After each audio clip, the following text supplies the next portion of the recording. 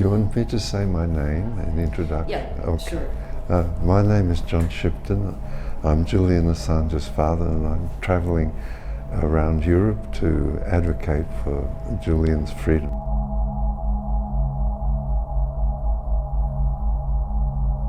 So when is the last time that you saw your son? 4 days ago in Belmarsh High Security Prison. He's in there in solitary confinement 22 hours a day for the last 10 months now.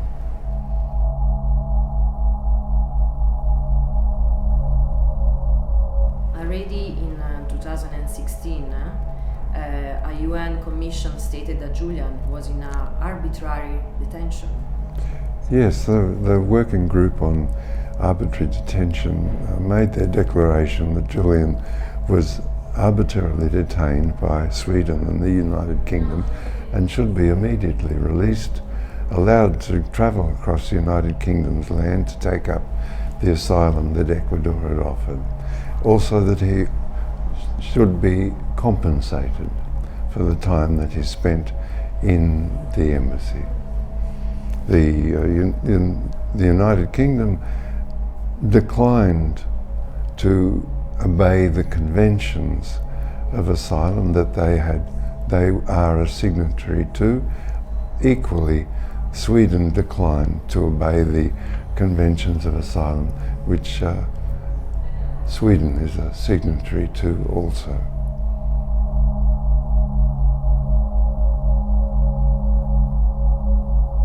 And also the former diplomat Murray, who was present at the last October court audition, he then reported that Julian health conditions are extremely serious.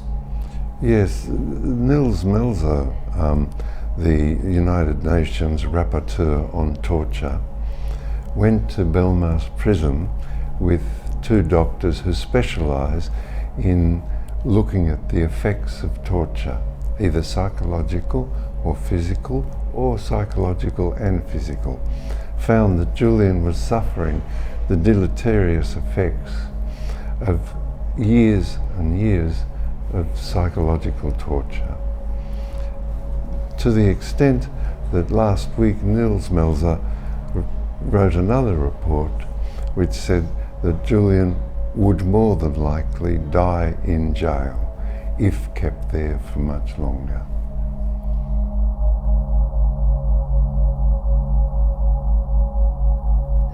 Do you know if Julian has some help from doctors inside the jail that are enough for him, and are you able to send a doctor, a psychologist, or somebody that you trust and that can visit Julian? Not really. There's the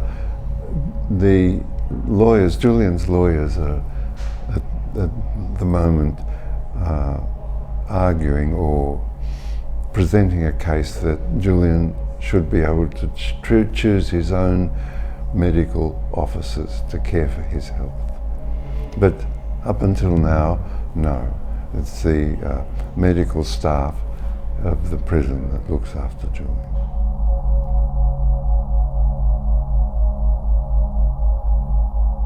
Are there initiatives through the European Court for Human Rights or through the European Parliament that are doing something moving from these institutions that are supposed to protect us, right? Well, you would hope so, but the European Court of Human Rights won't hear the case until all other avenues are exhausted in the United Kingdom. So the judicial persecution of Julian is now 9 years. The United Kingdom and Sweden continue their persecution of Julian and wish to judicially kidnap Julian and take him to the United States. They fulfill the desire of the United States to bring about the destruction of Julian. They help in that. This makes them, as institutions, insignificant to anything but the will of the United States. So if you obey the United States, you lose whatever independence you had, and you merely become a cipher, a tool for a foreign policy which wishes to destroy a journalist and publisher who revealed the truth, nothing else, just the truth.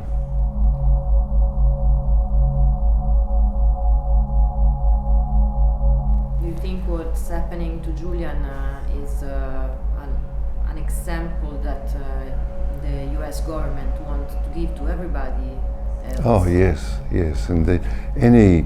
So you're a journalist.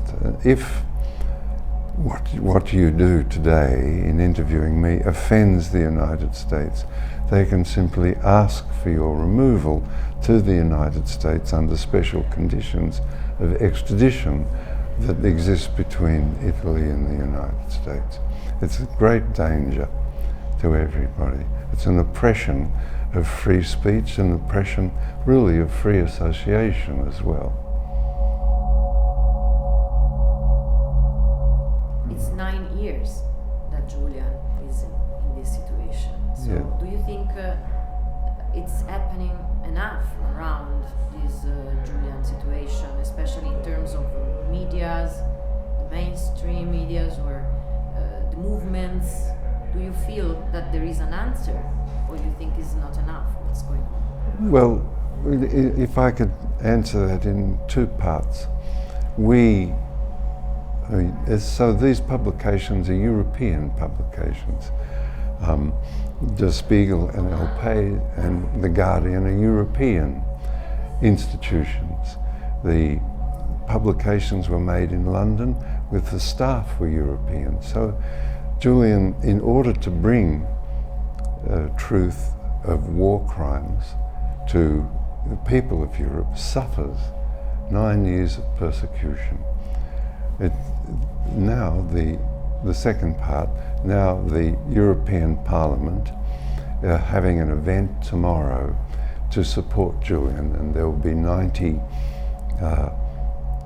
observers, MEPs, parliamentarians from Italy, Germany, and so on attending. So this is a start of a movement I believe will ensure that this persecution ends soon. We all hope so. So, what is instead the people, the organizations that can help when institution doesn't arrive? So, for example, Amnesty International. Is Amnesty International doing something? Well, they have started to do things now, yes. Quite late. Yes, we can say that these institutions have been witness to a 9-year-long persecution of an individual who published. I must mention here that if you conceal crimes, it's against the law. If you conceal a war crime, then you can be put in jail for 3 years in the United States. If you conceal any crime, it's a felony in the United States. In Australia, where I live, you also get jail if you conceal a crime. In the United Kingdom you do, if you conceal crimes. So Julian obeyed the law and revealed the crimes, and yet suffers the penalty. So these institutions must look to their mettle and behave in a way that fulfills their institutional constitutions. What about the Australian government? Do you feel support in your own country? Not from the Australian government. The Australian government has seen fit to fulfil the wishes of the United States and abandon Julian. But we have support in Parliament. They have 11 parliamentarians forming a Julian Assange committee, which will assist us in bringing about Julian's freedom. There's also a committee forming in Germany and a committee forming in Switzerland, and Italy proudly formed a committee last week of parliamentarians to assist to bring about Julian's freedom from persecution. The fact is that often then we don't have enough of these informations on the mainstream. I don't know, the mainstream seems to just be an organ of government policy lately. So, but we are winning because the New York Times, The Guardian, The Spiegel, Washington Post, the Sydney Morning Herald, The Age, all brought out editorials saying that Julian should not be extradited. So they realise at last where their own self-interest lies, that if this comes about, then their power is reduced and the consequent, their money is reduced. The same with journalists. It's really important for journalists to have prestige. This protects them from persecution by government or by corporations. So with journalists supporting Julian, their prestige increases and their safety thereby increases.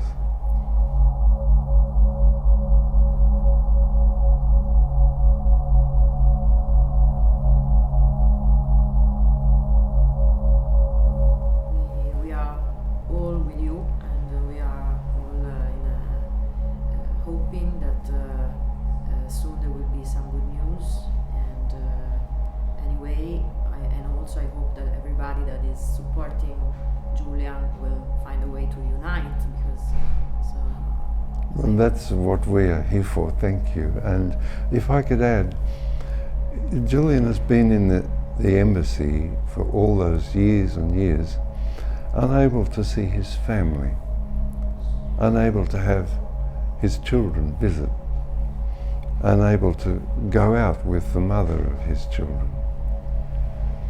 This is, you know, a crime upon a crime.